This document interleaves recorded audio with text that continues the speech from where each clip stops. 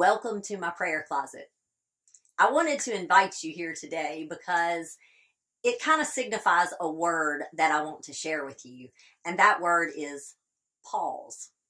Now, I've been thinking about this all week because I told you at the beginning of the week I wanted to pick a word for the year, and I'm not so sure that pause doesn't need to be my word. And here's why. I have a hard time pausing. If you call me on the telephone, I am pacing back and forth or walking laps around something while I'm talking to you. If you and I are having a face-to-face conversation, then I am probably trying to finish your sentence. I'm not trying to be rude. I just have a hard time pausing. So I'm really trying to teach myself how to do this, to be very intentional. So here are a couple of examples of what I'm working on. I get up at 4 a.m. every single morning to go to work. And I usually am going until about 9 or 10 o'clock every evening. But on Fridays, before I leave the gym, I sit in the middle of the floor, in the middle of the mat, and I say a prayer. I pray for my clients, pray for their families. I pray for the clients that I haven't met yet. And I also pray that God will continue to make me worthy of the call. And then I go home to start the weekend. Well, then on the weekends, on Saturday and Sunday mornings, I sleep in till about 6 a.m.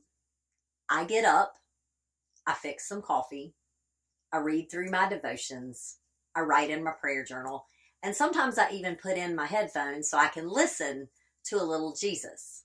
But I take time to pause before we start our day. So I'm getting a little bit better. And I know deep in my heart that Psalm 46:10 says I need to be still and to know that He is God. And I'm working on it. But I think the lesson that I really need to work on here, and maybe I need to take this to heart and make this my theme verse for 2021, comes from Luke chapter 10, actually verses 38 through 41. Jesus continued from there towards Jerusalem and came to another village.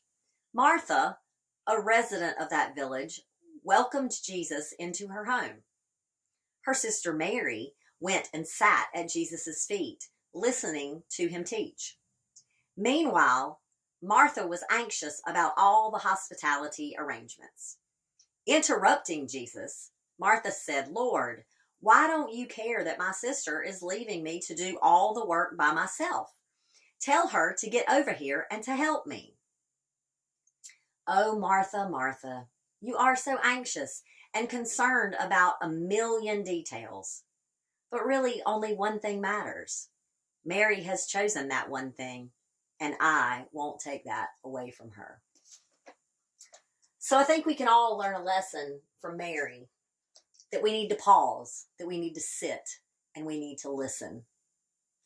I sincerely thank you for joining me this week for our week of devotions. And what I hope you got out of this is, number one, I hope that you got some clarity. I hope that you know that you are His favorite. I hope that you have learned how to listen for His word, to listen to what He is telling you. I hope that you're leaving a legacy, and I hope that you will learn to pause.